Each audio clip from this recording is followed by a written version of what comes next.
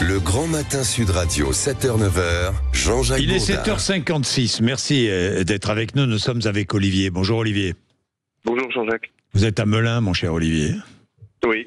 Bon, je vois l'attention du public, de vous tous, de vous toutes qui écoutez Sud Radio, mais qui regardez les chaînes de télévision, qui vous informez autrement, hein, pas sur Internet ou d'autres manières. Je vois l'intérêt porté maintenant à ce qui se passe entre Israël et l'Iran. L'intérêt monte évidemment parce qu'il y a une inquiétude, parce qu'il y a une guerre, hein, une guerre qui nous concerne indirectement. Olivier. Ah oui, totalement. Mais elle nous concerne dans le bon sens. C'est-à-dire que là, on a, à mon sens, voilà, je vous ai déjà eu en ligne, Jean-Jacques, et je vous dis toujours la même chose. Mes informations, ça vient de où? Ça vient des médias, ça vient de la radio, de la télévision. Je m'intéresse, mais j'ai pas d'accès à autre chose que les médias. Oui. Et moi, ça fait 40 ans que j'entends une seule chose. L'Iran est un facteur de déstabilisation mondiale.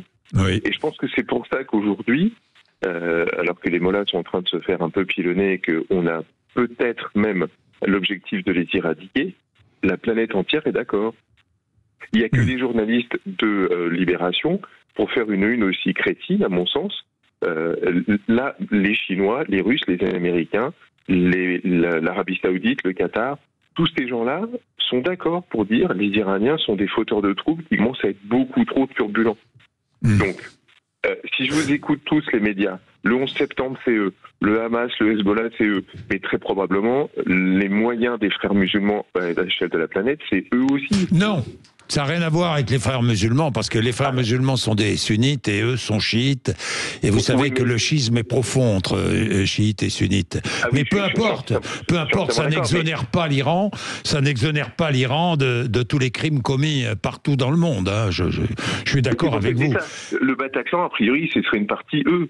Donc, oui. Ben, c'est ce que moi j'ai entendu. Donc, oui, c'est très compliqué là, mais enfin bon, ils ne sont pas innocents. Hein. Non, ils ne le sont pas, visiblement ils ne le sont pas. Et de temps en temps, quand il y a une bulle d'information qui remonte, donnée par Alain Bauer ou des gens de ce oui, enfin Alain Bauer n'a jamais été un spécialiste de l'Iran ou du Moyen-Orient. Il ne faut pas non plus... Vous savez qu'on met des spécialistes à toutes les sauces maintenant. Non, mais alors, c'est ce que je dis. Moi, j'entends que ce que j'ai par intermédiaire des médias, mais les financements ou la formation, oui, souvent, vous les avez derrière. Oui. Et je vais vous dire, moi, ce qui me fait peur, c'est pas un embrasement mondial, vu qu'a priori, tout le monde est d'accord. La Chine a dit, je retire juste 800 ressortissants, mais je vous laisse faire. Ça veut dire que les gens qui sont en ce moment en capacité de, entre guillemets, gouverner le monde, ceux qui ont le plus d'appui, le plus de poids, disent, OK, nous, on vous laisse faire.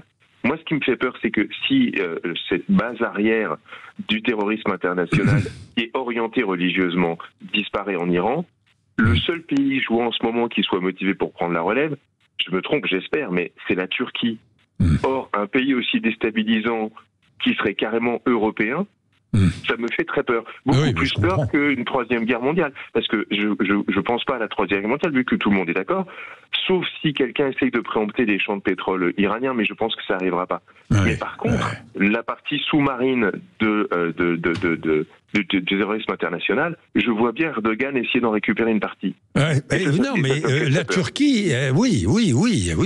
Bon, merci mon cher Olivier, mais vous avez raison de vous intéresser à tout ça. Et j'encourage chacun à s'intéresser, toujours avec la nuance, toujours en réfléchissant bien à la situation, en posant le pour et le contre. Il est 8h, merci d'être avec nous sur l'antenne de Sud Radio.